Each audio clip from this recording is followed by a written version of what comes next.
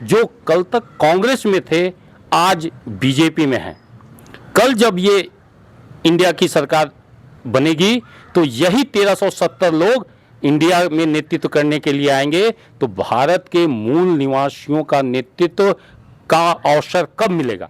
60 साल हमारा कांग्रेस राज किया सेंटर में, और यहाँ झारखंड में भी हमारे जितने भी शासनकर्ता राज्य सरकार आए, आदिवासियों की जो हालत है दिन दिन बदतर होती चली जा रही है।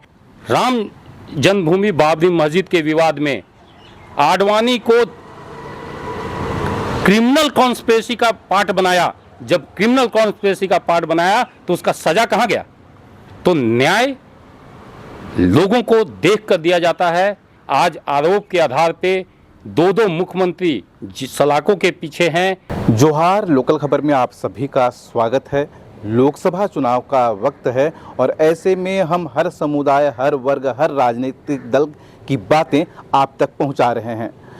बीएमपी बहुजन मुक्ति पार्टी क्या सोचती है, इसके झारखंड में किस तरह से विकास के प्रति सोच है, यही हम आप लोगों तक पहुंचाएंगे। मेरे साथ बातचीत करने के लिए बीएमपी के प्रदेश अध्यक्ष मुरलीधर राम जी हैं और ज्योति भेंगरा जी हैं। सबसे पहले मुरलीधर जी से हम बात करेंगे।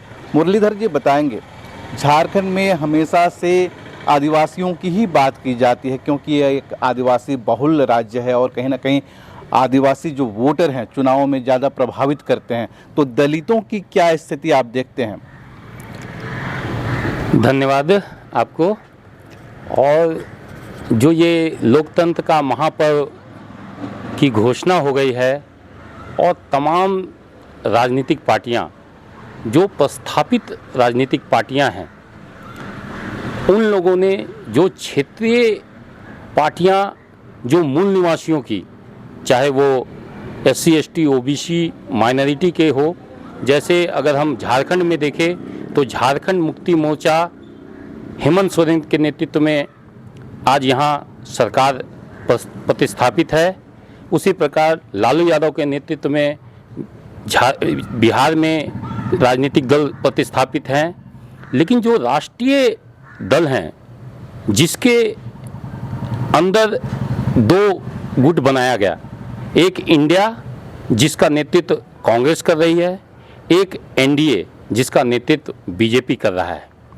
तो तथाकथित आज़ादी में जो 75 साल की आज़ादी है, इसमें हम लोग देखते हैं कि इन दोनों ने, चाहे NDA की सरकार हो या UPA की सरकार हो, आप सभी को पता होगा जिस प्रकार संवैधानिक संस्थाओं को उपयोग कर राजनीतिक हथियार बनाया जा रहा है।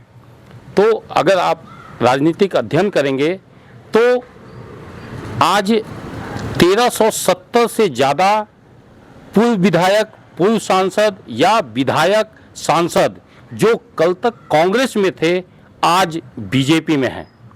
कल जब ये इंडिया की सरकार बनेगी तो यही 1370 लोग इंडिया में नेतृत्व करने के लिए आएंगे। तो भारत के मूल निवासियों का नेतृत्व का अवसर कब मिलेगा?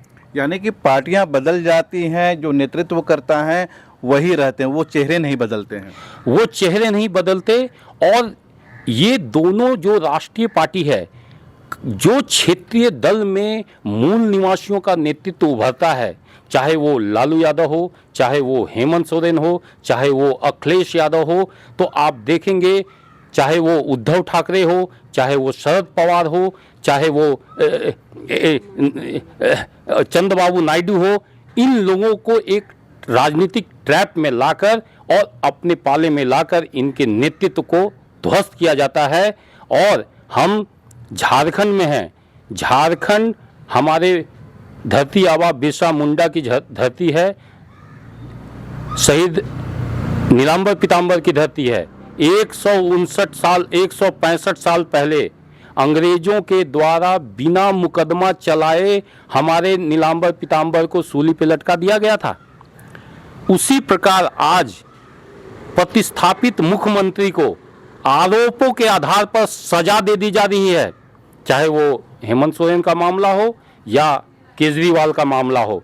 क्योंकि केजरीवाल उस वर्ग से आते हैं वो राजनीति को समझते हैं कि संवैधानिक बाध्यता नहीं थी इस्तीफा देने की, तो वो जेल से मुख्यमंत्री हैं। लेकिन हमारे आदिवासी मुख्यमंत्री को विवश कर दिया गया और हमारे लोगों ने ही उनसे इस्तीफा लेकर और चंपई सोरेन को यहाँ पे मुख्यमंत्री बनाया। झारखंड में भी ऐसा हो सकता था कि मुख्यमंत्री जेल से मुख्यमंत्री रह सकते थे, संवैधानिक बाध्यता इसके लिए नहीं है। लेकिन ये जो व्यवस्था चलाने वाले लोग हैं, हमारे नेतृत्व को हर क्षण केवल आरोपों के आधार पर सजा दे देते हैं और जो व्यवस्था में जो बेनिफिशियरी हैं उन लोगों को जब सजा हो जाता है तो पूरी प्रक्रिया उनको दोष मुक्त करके जेल से रिहा करती है और उसको सम्मान करती है। तो व्यवस्था, सत्ता बदलता रहा लेकिन व्यवस्था ज्यों के त्यों है। ज्योति जी से हम बात करेंगे और आपसे जानना चाहेंगे कि जो झारखंड आदिवासी बहुल है, ऐसे में आप दलित समुदाय को कितना उपेक्षित मानते हैं? क्या उनके हक की बात होती है?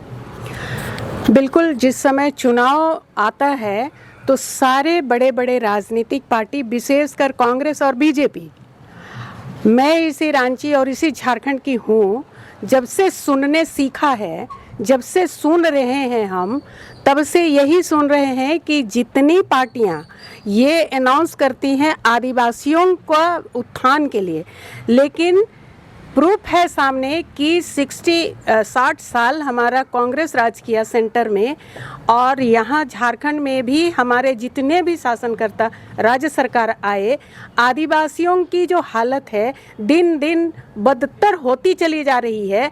आज ये दिन भी आ गया कि आदिवासी लोग खाली पेट, भूखे पेट सोने पर मजबूर हो रहे हैं। लेकिन वो आदिवासी हितैषी कांग्रेस कहाँ गई? और कांग्रेस को गलत बताकर बीजेपी कुर्सी में आती है, वो बीजेपी कहाँ गई?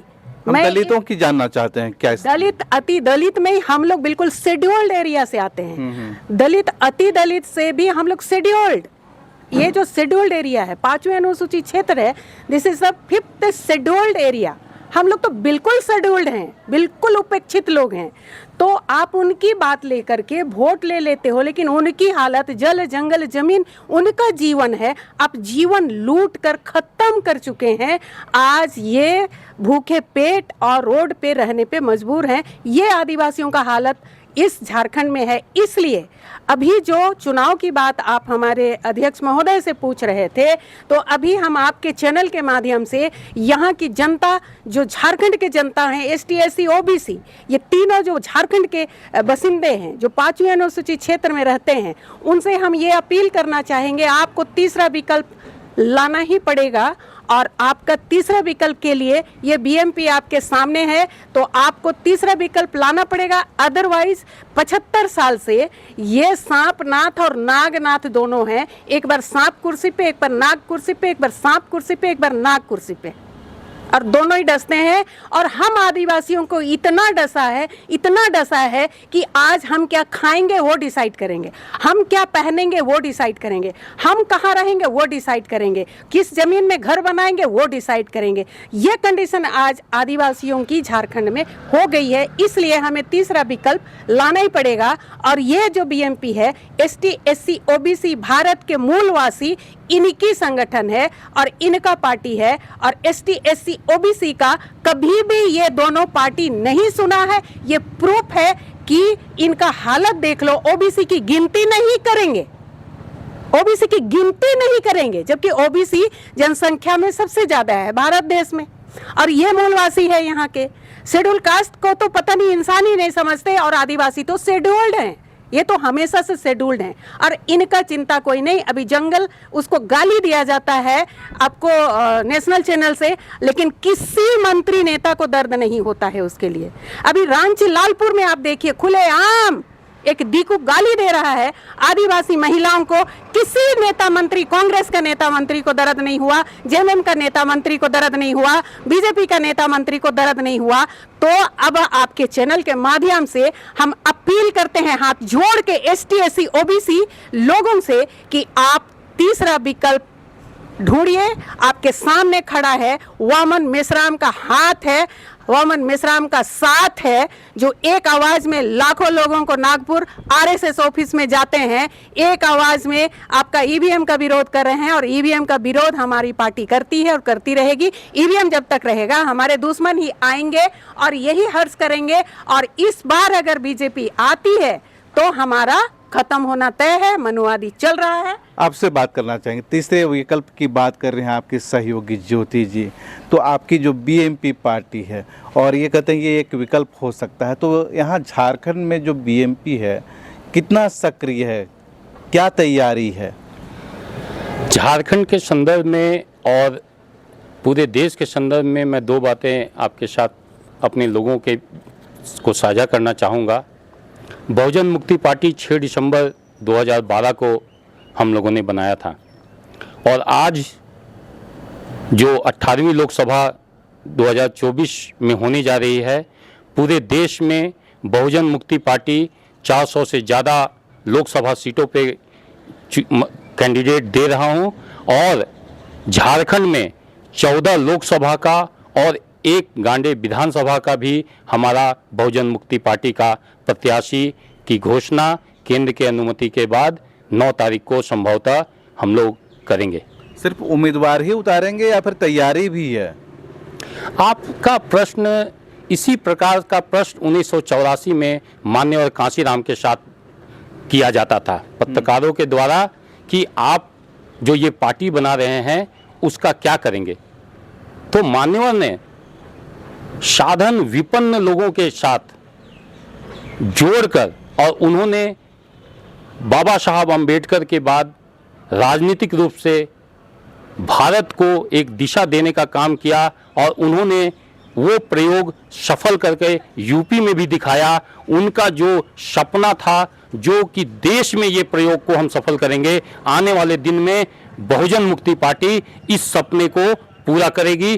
तभी भारत के मूल निवासियों का, मूल निवासी जब मैं कहता हूं तो वो 97% लोग को कहता हूं जो भारत के डीएनए के लोग हैं, उनकी शासन आएगी तो हमारी जितनी भी समस्याओं पे हम जो चर्चा करते हैं ये सारी समस्याएं स्वतः समाप्त हो जाएगी।